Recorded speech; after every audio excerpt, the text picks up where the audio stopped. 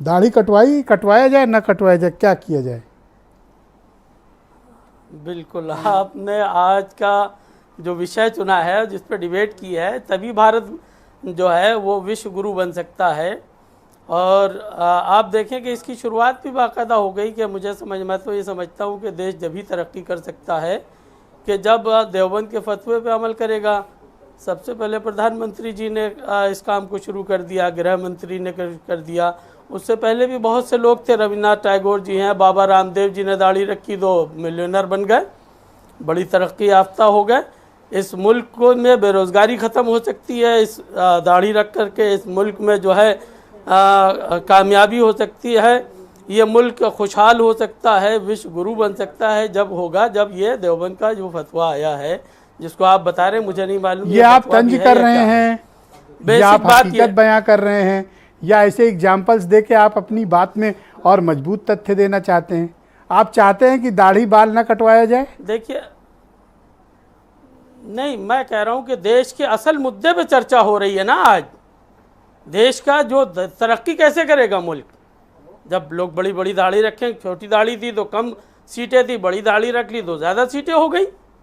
रविन्द्रनाथ, अरे तो मतीन भाई, रामदेव ने बड़ी दाढ़ी अफगानिस्तान में सब रखे हैं, बन गए, कौन सी तरक्की हो गई? और आप देखिए कि वो आप देखिए, हीरो को देख लीजिए, तमाम इंडस्ट्री में लोग दाढ़ी रखे हुए, बड़ी बड़ी दाढ़ी रखे हुए, कुछ लोग छोटी दाढ़ी भी रखे। आप क्या चाहते हो, थोड़ा अपनी क्लैरिटी दो, ये बच के मत निकलो, आप अपनी क्लैरिटी दो कि आप क्या चाहते हो। नहीं, मैं कह रहा हूं कि विश्व गुरु जब ही बन सकता है जब इसी पे चर्चा होगी। देश तभी तरक्की करेगा कि जब इसी चीजों, इसी मुद्दे पे चर्चा होगी। तो मतीन भाई, आप चर्चा के और विषय पर क्यों नहीं आते हैं? आप बताएं कि मुसलमानों के मसाइल क्या हैं, आप बताएं ना। मैं आपको तो मौका पहले दिया हूं सबसे कि मुसलमानों के मसाइल बताइए, तो आप कहानी सुना रहे हो। मैं वही तो बता रहा हूं कि अडानी जी जो इतना खसारा हुआ, लोग कह रहे मेरा क्या नुकसान हुआ। अभी मैं कल गया था एक उस पे रिचार्ज वाली दुकान पे, तो एक औरत आई, वहाँ आ करके कहने लगे कि वो 100 रुपये चार्ज के, जो उसने कहा भाई 100 रुपये चार्ज नहीं होता है रिचार्ज। कहले नहीं, वो आप 100 रुपये कर दिए, उसने कर दिया। फिर दोबारा आई, वो कहने ये तो चल ही नहीं रहा, ना इनकमिंग एंड आउट गोइंग है। कहले नहीं, वो हमने तो बताया 100 में नहीं होगा, 155 का आप रिचार्ज कराइए, हर महीने 155 रुपये का रिचार्ज कराना पड़ेगा।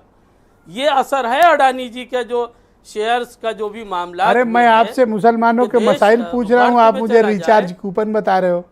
अरे थोड़ा मसले पर चर्चा कर लो। यही तो बता रहा हूँ ब्रजेश भाई, रिचार्ज समस्या थोड़ी, उससे पहले खाना, शिक्षा, स्वास्थ्य, रोजगार, देश में ये है बेरोजगारी।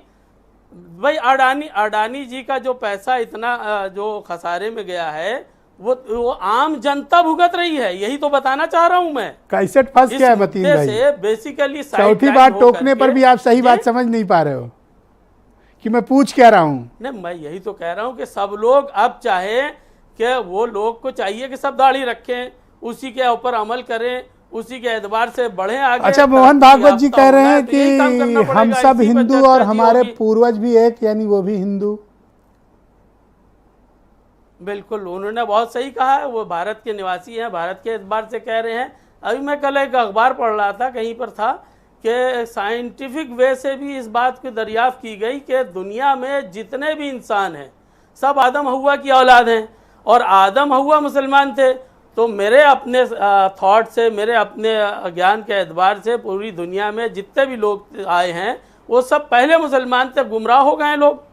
अब उनको यही तो तबलीग का काम चल रहा है कि लोग दावत दे जा रही है कि भाई तुम अपने असली रास्ते पे आ जाओ, तुम इधर उधर क्यों भटके हुए हो। उनको चाहिए तो सीधे रास्ते पर आ जाए, सब बातें करके रास्ते पर आ जाए, मुसलमानों के मसले हल हो गए। मतीन भाई, नहीं, मैं तो देश की बात कर रहा हूँ, बेसिक बात। अब आप ब्रजेश भाई समझिए कि मैं समझ लिया, आपको इतने मौके दिए, आप खेल नहीं पाए, आप दूसरे छोर पे खेलते रह गए। मैंने मौके बहुत दिए आपको, गेंद कहीं फेंकी, आप खुद ही नहीं खेल पाए, मैं क्या करूं। और संजय सिंह को मैं आमंत्रित करता हूं, भारतीय जनता पार्टी के नेता हैं। ये आरएसएस ऐसे काम क्यों करती है कि आप